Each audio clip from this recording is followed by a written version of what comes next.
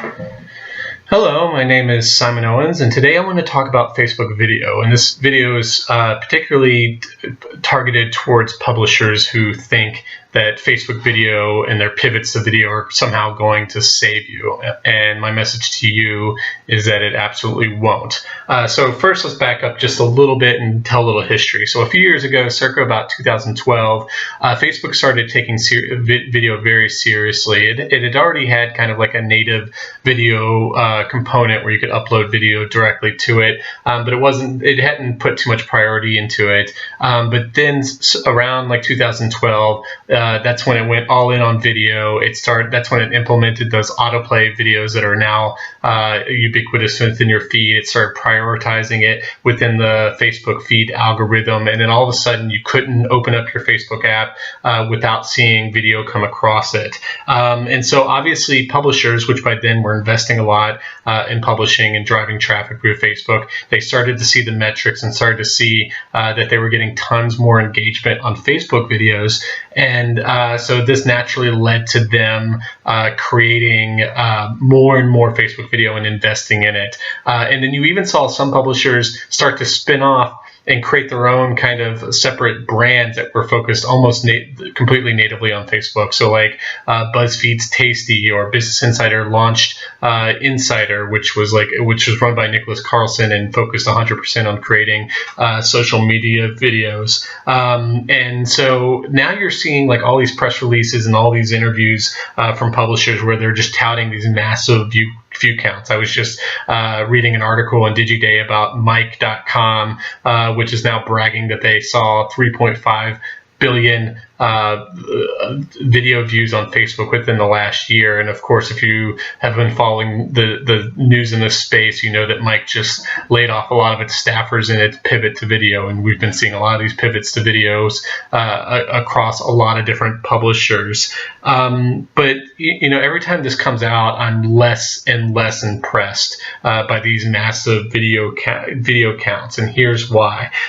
First of all, this is all kind of based on the whim of Facebook itself. You're getting these views basically for free because Facebook wants to prioritize videos because they think that there's a lot of money there. So they're prioritizing it in the feed. This is something that they could take away from it's not because these publishers, they might be creating good content, but they're not like creating these views completely on their own. They're doing so largely with the help of Facebook, and Facebook tomorrow could decide to deprioritize this. We saw this with Facebook Live, where Facebook got really excited about live video. They started paying some publishers to produce it, and they started really prioritizing it in feed, and that only lasted for a few months, where they realized that their users didn't like live video that much, and all of a sudden you're now seeing a way less live video in your feed. And so you could start seeing this pretty soon with Facebook. Secondly, Facebook counts a view after the video has only been seen by 3 seconds, and because it's autoplay video, it's very easy for a user to be scrolling through their feed and for them to only watch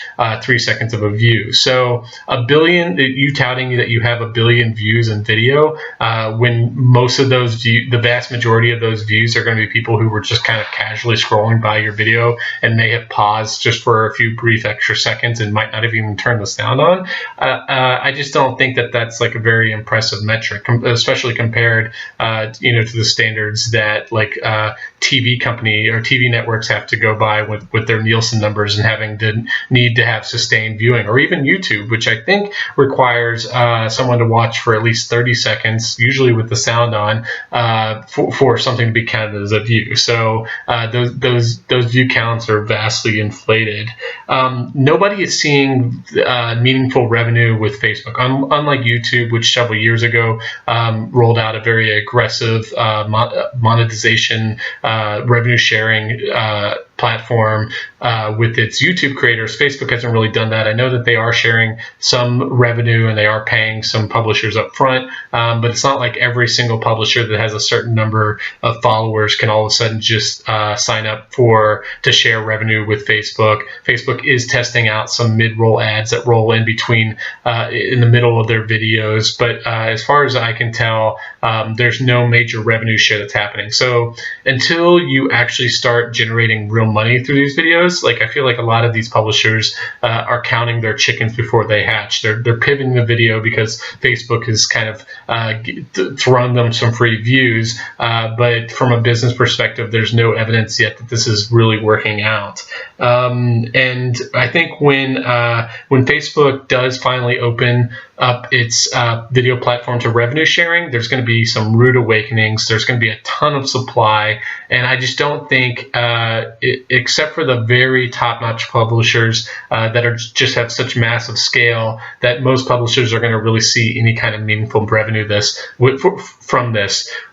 We saw this with YouTube, and there's been lots of complaints. And I did a video about this a few days ago, that YouTubers who are amassing millions of views a month are still not seeing that great of revenue potential from YouTube. Some of them are making only a few hundred or a few thousand dollars a month. They're certainly not getting rich. And I think these publishers themselves, who think that there's just going to be these massive paychecks that are coming from Facebook just because they're getting a lot of views, or they're just up for a rude awakening. So I think the CPMs are going to be low. They're not going to be these $50, $75 CPMs that you're hearing some publishers getting with online video. It's going to be something more aligned with YouTube, where the vast majority are only getting maybe $1 to $5 CPM, which just isn't that much. So if you're one of those publishers that are pivoting to video and you're betting it on Facebook, I have news for you. Facebook is not going to save you.